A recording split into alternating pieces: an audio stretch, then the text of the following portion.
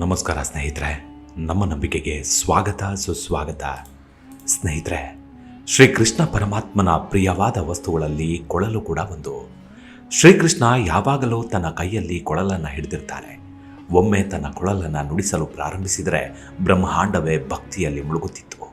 ಇಷ್ಟೊಂದು ಪ್ರೀತಿಸುವ ಕೊಳಲನ್ನೇ ಶ್ರೀಕೃಷ್ಣ ಮುರಿದು ಬಿಡ್ತಾನೆ. ಅಲ್ಲಿಗೆ ಕೊಳಲಿನ ನಾದಕ್ಕಾಗಿ ಗೋಪಿಕೆಯರು, ಪ್ರಾಣಿ ಪಕ್ಷಿಗಳು, ಈ ಪ್ರಕೃತಿ ಕಾದಿರ್ತಿದ್ವೋ. ಈ ಪ್ರಸಂಗದಿಂದ ಅದ್ಯಾಕೋ ನೀರವ ಹತಾಶೆಯಾಗಿ ಬಿಡ್ತು. ಅಷ್ಟಕ್ಕೂ ಶ್ರೀಕೃಷ್ಣ ತನ್ನ ಕೊಳಲನ್ನು ಮುರಿದಿದ್ದೇಕೆ? ಅಂತಹ ಕಾರಣವಾದರೂ ಏನಿತ್ತು? ಆ ಕೊಳಲು ಅಂದಾಕ್ಷಣ ನಮ್ಮ ಭಾವನೆಯಲ್ಲಿ ಮೂಡುವ ಪ್ರೀತಿಯ ಸಂಚಯ ಎಂಥದ್ದು ಅನ್ನೋದನ್ನು ಇವತ್ತಿನ ಎಪಿಸೋಡ್ನಲ್ಲಿ ತಿಳಿದುಕೊಳ್ಳೋಣ. ಅದಕ್ಕೂ ಮುನ್ನ ನಮ್ಮ ನಂಬಿಕೆಗೆ ನಿಮ್ಮ ಬೆಂಬಲವಿರಲಿ. ಸ್ನೇಹಿತರೆ, ಕೃಷ್ಣ ಎಂದರೆ ಹೃದಯದ ತುಂಬೆಲ್ಲ ಅದೆಷ್ಟೋ ಸಂಭ್ರಮ, ಸಡಗರ. ಗೆಳೆಯನಾಗಿ ಜೊತೆಗೆ ನಡೆಯುವ ಆತ್ಮೀಯ ಕೃಷ್ಣ ದೇವರ ದೇವನೂ ಹೌದು. ಸಾಮಾನ್ಯರಲ್ಲಿ ಸಾಮಾನ್ಯನಾಗಿ ಬೆರೆತು ಗೊಲ್ಲನಾಗಿ ಹಸುಗಳನ್ನು ಮೇಯಿಸಿದ ಕೃಷ್ಣ ಕುರುಕ್ಷೇತ್ರದಲ್ಲಿ ನಿಂತು ಜೀವನದ ಅತಿದೊಡ್ಡ ತತ್ವ ಭಗವದ್ಗೀತೆಯನ್ನು ಬೋಧಿಸಿದಾತ. ಪ್ರೇಮಕ್ಕೆ ಪಲ್ಲವಿ ಬರೆದ, ಭಕ್ತಿಗೆ ಹೊಸ ಭಾಷ್ಯ ಬರೆದ. ಕೃಷ್ಣ ಎಂದರೆ 108 ಭಾವಗಳು, 108 ರೂಪಗಳು, ಬೆಣ್ಣೆಯ ಮೃದುತ್ವ, ಕೊಳಲಿನ ನಿನಾದ, ವಾತ್ಸಲ್ಯಮಯಿ ಗೋವುಗಳು, ಗೋಪಿಕೆಯರು, ಗೋಕುಲ, ಕುರುಕ್ಷೇತ್ರದ ಯುದ್ಧ, ಎಲ್ಲೆಲ್ಲೂ ಶ್ರೀಕೃಷ್ಣನೇ. ಆತ ಮುಗ್ಧನೂ ಹೌದು, ಭಾರಿ ತಂತ್ರಗಾರನೂ ಹೌದು, ಸಕ್ಕರೆಯ ಪಾಕದಂಥ ಸಿಹಿ ಪ್ರೀತಿಯೂ ಹೌದು, ದುಷ್ಟರನ್ನ ಸಂಹರಿಸುವ ಬಲಶಾಲಿಯೂ ಹೌದು. ಅವನ ಬಾಲ್ಯದ ತುಂಟಾಟ ಜೀವನದ ಪ್ರೀತಿಗೆ ಪರಮೋಚ್ಚ ಮಾದರಿ. ಗೋಪಿಕೆಯರೊಂದಿಗೆ ಆಡುತ್ತಿದ್ದ ರಾಸಲೀಲೆ ಪ್ರೀತಿಯ ಮಹಾಸಾಗರ. ಆತ ಮಾತನಾಡಿದ, ನಲಿದಾಡಿದ, ಸಂಭ್ರಮಿಸಿದ, ಲೋಕದ ಕಣ್ಣು ತೆರೆಸಿದ, ಅಂತರಂಗದ ಲೋಕವನ್ನು ಪ್ರವೇಶಿಸಿದ. ಕಲಿಯುಗದಲ್ಲೂ ಒಂದಿಷ್ಟು ವರ್ಷ ಇದ್ದಿದ್ದರಿಂದ ನಮ್ಮೆಲ್ಲರಿಗೂ ಇನ್ನೂ ಹತ್ತಿರವಾದ. ಕೃಷ್ಣ ಎಂದರೆ ಸೆಳೆಯುವವನು, ಉಜ್ಜುವವನು, ತೊಳೆಯುವವನು, ನಿದ್ದೆಯಿಂದ ಎಬ್ಬಿಸುವವನು ಎಂದರ್ಥ. ಅವನನ್ನು ಎಷ್ಟು ಹೆಸರುಗಳಿಂದ ಕರೆದರೂ ಹೆಚ್ಚೆಚ್ಚು ಆಪ್ತನೆ. ಶ್ಯಾಮ, ಮೋಹನ, ಕನ್ಹ, ಗೋಪಾಲ, ಮುರಳೀಧರ, ವಿಹಾರಿ, ಮುಕುಂದ, ನಂದನವನ, ಯದುನಂದನ, ಯಶೋಧಾನಂದನ, ಗಿರಿಧರ, ಮುರಾರಿ. ಅಬ್ಬಬ್ಬ, ಹೇಗೆ ಕರೆದರೂ ಅದು ಕೊಳಲ ನಾದದಂತೆ ಮನೋಹರವೇ. ತೊರೆದು ಜೀವಿಸಬಹುದೇ ಹರಿ ನಿನ್ನ ಚರಣಗಳ, ಬರಿದೆ ಮಾತೇಕಿನ್ನು ಅರಿತು ಪೇಳುವೆನಯ್ಯ ಎಂಬ ಕನಕದಾಸರ ಈ ಸಾಲುಗಳು ಅದೆಷ್ಟು ರಮ್ಯ ಮನೋಹರವಾದದ್ದು ಅನ್ನೋದಕ್ಕೆ ಶ್ರೀಕೃಷ್ಣನ ಉದಾರತೆಯು ಕನ್ನಡಿಯಾಗಿ ನಿಲ್ಲುತ್ತೆ. ಸ್ನೇಹಿತರೆ, ಇವತ್ತಿನ ಎಪಿಸೋಡ್ನಲ್ಲಿ ಶ್ರೀಕೃಷ್ಣನ ಕೊಳಲಿನ ಮಹಿಮೆಯಾದರೂ ಏನು ಅಂತ ನೋಡೋದಾದರೆ, ಸ್ವರೋತ್ಪತ್ತಿಯಾಗುವ ಸಾಧನಗಳಲ್ಲಿ ಮುಖ್ಯವಾದದ್ದು ಕೊಳಲು. ಸಂಗೀತ ವಾದ್ಯಗಳಲ್ಲೆಲ್ಲ ಅತ್ಯಂತ ಸರಳವಾದ ವಾದ್ಯ. ಕೃಷ್ಣಾವತಾರದ ಪೂರ್ವದಲ್ಲಿ ವೇಣು ಎಂಬ ಕನ್ಯೆ ಕಾರಣಾಂತರಗಳಿಂದ ಋಷಿಗಳ ಶಾಪಕ್ಕೆ ಗುರಿಯಾಗಿ ಪ್ರಾಯಶ್ಚಿತಕ್ಕಾಗಿ ಅಗ್ನಿ ಪ್ರವೇಶ ಮಾಡುವಾಗ ದೇವರನ್ನ ಭಕ್ತಿಯಿಂದ ಪ್ರಾರ್ಥಿಸ್ತಾಳೆ. ಅವಳ ಭಕ್ತಿಗೆ ಮೆಚ್ಚಿದ ಪರಮಪುರುಷ ಕೃಷ್ಣಾವತಾರದಲ್ಲಿ ಭಗವಂತನ ಕರ ಸ್ಪರ್ಶದಿಂದ ಅವಳಿಗೆ ಪಾಪ ಪರಿಹಾರವೆಂದು ಹೇಳ್ತಾನೆ. ಮುಂದೆ ದ್ವಾಪರ ಯುಗದಲ್ಲಿ ಈ ವೇಣು ಗೋಕುಲದಲ್ಲಿ ಕೃಷ್ಣನ ವಾಸಸ್ಥಾನದ ಸಮೀಪದಲ್ಲೇ ಬಿದಿರು ಮಳೆಯಾಗಿ ಹುಟ್ಟುತ್ತಾಳೆ. ಕೃಷ್ಣ ತನ್ನ ಗೆಳೆಯರೊಡನೆ ಗೋವುಗಳನ್ನು ಕಾಯಲು ಹೋದಾಗ ಕೃಷ್ಣ ಆ ಗೋಪಾಲನಿಗೆ ಒಂದು ಕೌತುಕವನ್ನು ತೋರಿಸುವುದಾಗಿ ಹೇಳಿ ಆ ಬಿದಿರನ್ನು ಕಡಿದು ತಂದು 7 ರಂಧ್ರಗಳನ್ನು ಮಾಡಿ ವೇಣುವಿನ ಪೂರ್ವಕೃತ ಪಾಪಗಳನ್ನೆಲ್ಲ ಸುಟ್ಟು ಅದನ್ನು ಸುಂದರ ಕೊಳಲಾಗಿ ಮಾರ್ಪಡಿಸ್ತಾನೆ. ಆಗ ಎಲ್ಲ ಪಾಪಗಳಿಂದ ಮುಕ್ತವಾದ ಆ ಜೀವಿಯು ಅವನಿಗೆ ಅತ್ಯಂತ ಪ್ರಿಯಳಾದ ಕಾರಣ ಆ ವೇಣುವನ್ನು ಸರ್ವಕಾಲವೂ ತನ್ನ ಬಳಿಯೇ ಇರಿಸಿಕೊಂಡಿದ್ದ. ತಾನು ಕೊಳಲಿಡಿದು ನುಡಿಸಲು ಪ್ರಾರಂಭಿಸಿದರೆ ಇಡೀ ವಾತಾವರಣವೇ ತಾಯಿಯ ಮಡಿಲಿನಂತೆ ಪ್ರಶಾಂತವಾಗಿ ಬಿಡ್ತಿತ್ತು. ಪ್ರಾಣಿ ಪಕ್ಷಿಗಳು ಶಬ್ದ ನಿಲ್ಲಿಸಿ ಬಿಡ್ತಿದ್ವು. ಅಕ್ಕಪಕ್ಕದ ಹಳ್ಳಿಯವರೆಗೂ ನಾದ ಕಿವಿಗಪ್ಪಳಿಸುತ್ತಲೇ ಮಕ್ಕಳು, ಸ್ತ್ರೀಯರೆನ್ನದೇ ಅಚಾನಕ್ಕಾಗಿ ಆ ಶಬ್ದದ ಹಾದಿಯತ್ತ ದಾಪುಗಾಲಾಗ್ತಿದ್ರು. ಕೊಳಲಿನ ನಾದ ಮುಗಿಯುವುದರೊಳಗೆ ಅದೊಂದು ದೇವಲೋಕದ ಸಂಗೀತದ ರಸಮಂಜರಿಯಂತಿದ್ವು. ನೋವನ್ನೆಲ್ಲ ಮರೆತು ಕೇವಲ ಪರಿಶುದ್ಧವಾದ ಪ್ರೀತಿಯೇ ಪ್ರತಿಯೊಬ್ಬರ ಕಣ್ಣು ತುಂಬಿರುತ್ತಿತ್ತು.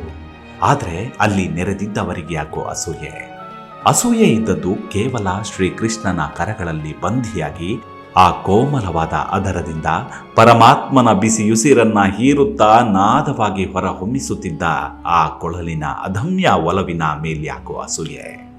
ಹೀಗೆ ನಾದ ಹೊರಹೊಮ್ಮಿಸಿ ಸುತ್ತಲೂ ಮೈಮರೆಸಿ ತಣ್ಣಗೆ ಮಲಗಿದ್ದ ಕೃಷ್ಣ. ನೆರೆದಿದ್ದ ಗೋಪಿಕೆಯರು ಕೊಳಲನ್ನು ಮುಟ್ಟಿ ಕೇಳ್ತಾರೆ, ಹೇ ವೇಣಿ, ನೀನೆಷ್ಟು ಪುಣ್ಯವಂತೆ.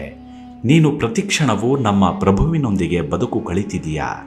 ಅವನ ಚೆಂದುಳ್ಳಿ ತುಟಿಗಳನ್ನು ಚುಂಬಿಸಿ ಸ್ವರ್ಗದ ರಸಧಾರೆಯನ್ನೇ ಹರಿಸುತ್ತಿದ್ದೀಯಾ.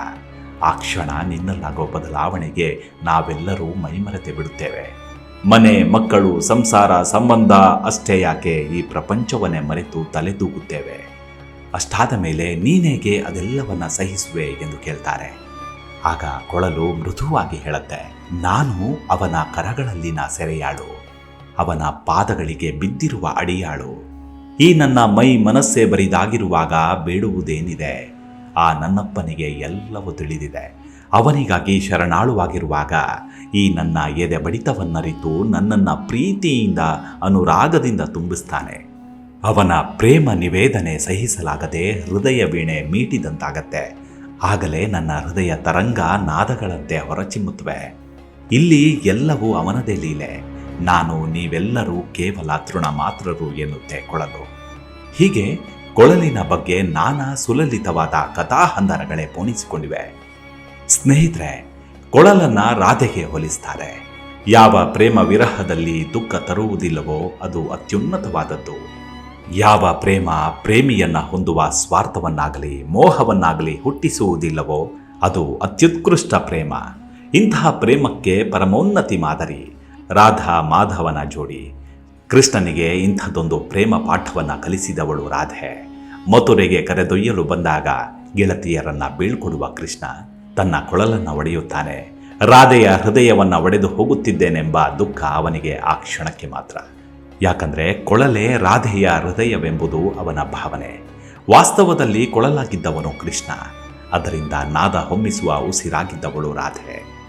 ಹಾಗೆಂದೇ ರಾಧೆ ದುಃಖಿಸಲಿಲ್ಲ, ಮೌನವಾಗಿದ್ಲು. ಅಗಲಿಕೆಯ ಅನುಭೂತಿ ಪ್ರೇಮವನ್ನ ಸಂಪೂರ್ಣವಾಗಿ ಅನುಭವಿಸಲು ಅಗತ್ಯವಿತ್ತು. ಕೃಷ್ಣನನ್ನ ಬೀಳ್ಕೊಡ್ತಾಳೆ. ಮತ್ತೆ ಜೀವಮಾನದಲ್ಲಿ ಒಮ್ಮೆ ಕೂಡ ತಿರುಗಿ ಬರಲಾರೆನೆಂದು ಹೇಳದೆ ಹೊರಟಿದ್ದ ಶ್ರೀಕೃಷ್ಣ ಪರಮಾತ್ಮ ತನ್ನ ಕೈಯಲ್ಲಿ ಹಿಡಿದಿರುವ ಕೊಳಲನ್ನ ಪ್ರೀತಿ, ಸಂತೋಷ ಮತ್ತು ಆಕರ್ಷಣೆಯ ಸಂಕೇತವೆಂದು ಪರಿಗಣಿಸಲಾಗುತ್ತೆ. ಅವನ ಕೊಳಲಿನ ಹೆಸರು ಮಹಾನಂದ ಅಥವಾ ಸಮೋಹಿನಿ. ಈ ಕೊಳಲಿನ ಧ್ವನಿ ಎಂಥವರನ್ನಾದರೂ ಮೋಡಿಗೊಳಿಸುವ ಶಕ್ತಿಯನ್ನು ಹೊಂದಿತ್ತು. ಧಾರ್ಮಿಕ ನಂಬಿಕೆಗಳ ಪ್ರಕಾರ ಶಿವನು ಶ್ರೀಕೃಷ್ಣನ ಕೊಳಲನ್ನ ಮಹರ್ಷಿ ದದೀಚಿಯ ಬೆನ್ನಿನ ಮೂಳೆಗಳಿಂದ ರಚಿಸಿದ ಎನ್ನುವ ನಂಬಿಕೆ ಇದೆ. ಶಿವನು ಕೃಷ್ಣ ಬಾಲಕನಾಗಿದ್ದಾಗ ಭೇಟಿಯಾಗಲು ಬಂದಾಗ ಈ ಕೊಳಲನ್ನ ಶ್ರೀಕೃಷ್ಣನಿಗೆ ಉಡುಗೊರೆಯಾಗಿ ನೀಡ್ತಾನೆ. ಅಂದಿನಿಂದ ಶಿವ ನೀಡಿದ ಈ ಕೊಳಲನ್ನ ಶ್ರೀಕೃಷ್ಣ ಯಾವಾಗಲೂ ತನ್ನೊಂದಿಗೆ ಇಟ್ಟುಕೊಳ್ತಿದ್ದ ಅನ್ನೋ ಪೌರಾಣಿಕ ಕಥೆ ಕೂಡ ಇದೆ. ಶ್ರೀಕೃಷ್ಣ ತನ್ನ ಜೀವನದುದ್ದಕ್ಕೂ ತನ್ನ ಎಲ್ಲಾ ಜವಾಬ್ದಾರಿಗಳನ್ನು ಪೂರೈಸ್ತಾನೆ. ಅವನ ಜೀವನದ ಕೊನೆಯ ಕ್ಷಣಗಳಲ್ಲಿ ರಾಧೆಯೊಂದಿಗೆ ಮತ್ತೆ ಕೂಡಿಕೊಂಡನೆಂಬ ನಂಬಿಕೆ ಇದೆ. ಆದರೂ ರಾಧಾ ಮತ್ತು ಕೃಷ್ಣನ ಪ್ರೀತಿ ಇಂದಿಗೂ ಅಜರಾಮರ. ಕಂಸನನ್ನ ಕೊಂದ ನಂತರ ಶ್ರೀಕೃಷ್ಣ ರುಕ್ಮಿಣಿಯನ್ನ ಮದುವೆಯಾಗಿ ದ್ವಾರಕೆಯಲ್ಲಿ ನೆಲೆಸಿದ. ರುಕ್ಮಿಣಿಯು ಹೆಂಡತಿಯ ಧರ್ಮವನ್ನು ಅನುಸರಿಸ್ತಾಳೆ. ಯಾವಾಗಲೂ ಆತನ ಸೇವೆಯಲ್ಲೇ ತೊಡಗಿದ್ದವಳು. ಆದರೆ ಶ್ರೀಕೃಷ್ಣನಿಗೆ ತನ್ನ ಮನಸ್ಸಿನಿಂದ ರಾಧೆಯನ್ನ ಎಂದೆಂದೂ ಮರೆಯಲು ಸಾಧ್ಯವಾಗಲಿಲ್ಲ. ರಾಧೆ ತನ್ನ ಕೊನೆಯ ಸಮಯದಲ್ಲಿ ಕೃಷ್ಣನನ್ನ ಭೇಟಿಯಾಗ್ತಾಳೆ. ಇಬ್ಬರು ಮುಖಾಮುಖಿ. ರಾಧೆ, ಏನು ಬೇಕು ನಿನಗೆ ಎಂದ ಶ್ರೀಕೃಷ್ಣ. ಅದಕ್ಕವಳು ನಾಚುತ್ತಾ ಕಣ್ಣೀರು ತುಂಬಿದ ಕಣ್ಣಲ್ಲಿ ಶ್ರೀಕೃಷ್ಣನ ಮುಗ್ಧ ಮುಖವನ್ನೊಮ್ಮೆ ನೋಡಿದವಳಿಗೆ ಅದ್ಯಾಕೋ ಕಣ್ಣೀರ ಹನಿಗಳನ್ನು ತಡೆಯಲಾಗಲಿಲ್ಲ. ಆ ಕೋಮಲ ಕಣ್ಣುಗಳಿಂದ ಜಾರಿದ ಕಣ್ಣೀರು ನೀಲ ಮೇಘ ಶ್ಯಾಮನ ಪಾದಕ್ಕೊರಗಿದವು. ಅದು ರಾಧೆಯ ಕೊನೆಯ ಪ್ರೇಮ ನಿವೇದನೆ. ಇಬ್ಬರಲ್ಲೂ ಮೌನ. ಮಾತು ಮುರಿದ ಕೃಷ್ಣ ಕೇಳಿದ ಮತ್ತೊಮ್ಮೆ, ರಾಧೆ, ನಾನೇನು ಮಾಡಲಿ ಈಗ ಎಂದು. ಅದಕ್ಕವಳು ಮೆಲು ಧ್ವನಿಯಲ್ಲಿ ಉತ್ತರಿಸ್ತಾಳೆ, ಒಮ್ಮೆ ನನಗಾಗಿ ಕೊಳಲು ನುಡಿಸುವೆಯಾ? ಈ ನಾದದಲ್ಲಿ ಮೈಮರೆತು ಆ ನಾದದಲ್ಲಿ ಮಿಂದು ಹೃದಯದ ಬೇನೆಯನ್ನು ನಿವಾರಿಸಿಕೊಳ್ಳುವೆ ಎಂದಳು ರಾಧೆ. ಕನ್ನಯ್ಯ ಸುಮ್ಮನಾದ.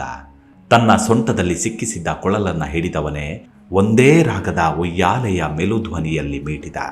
ರಾಧೆ ಕಣ್ಣು ಮುಚ್ಚಿದವಳೆ ತನ್ನನ್ನೇ ಮರೆತು ನರ್ತಿಸತೊಡಗಿದಳು. ಅವಳ ನೋವು, ಪ್ರೀತಿಯ ಬಯಕೆಯ ಪ್ರಹಾರಕ್ಕೆ ಏನಾಗುತ್ತಿದೆ ಎಂಬುದನ್ನು ಲೆಕ್ಕಿಸದೆ ಕುಣಿದು ತಣಿದು ಶ್ರೀಕೃಷ್ಣನ ಪಾದಕ್ಕೆ ಒರಗಿ ಉಸಿರು ಚೆಲ್ಲಿಬಿಡ್ತಾಳೆ. ಕಣ್ತೆರೆದ ಕೃಷ್ಣ. ಅದ್ಯಾಕೋ ಮಾತೆ ಹೊರಳುತ್ತಿಲ್ಲ. ಅದು ಪ್ರೀತಿಯ ನಿವೇದನೆಯಲ್ಲ, ರಾಧೆಯ ಸಾವಿನ ಸಂವೇದನೆ. ರಾಧೆ ಎಂದು ನಡುಗು ಧ್ವನಿಯಲ್ಲಿ ಎಬ್ಬಿಸಲು ಯತ್ನಿಸಿದ. ರಾಧೆ ಅಲುಗಾಡಲಿಲ್ಲ. ಮಗುವಿನಂತೆ ಅತ್ತು ಬಿಟ್ಟ ರಾಧೆ ಎಂದು. ಆದರೂ ಉತ್ತರಿಸಲಿಲ್ಲ. ಅಲ್ಲಿಗೆ ರಾಧೆಯ ಪ್ರೇಮ ಶ್ರೀಕೃಷ್ಣನ ಪಾದದಡಿಯಲ್ಲಿ ಅಜರಾಮರವಾಗಿತ್ತು.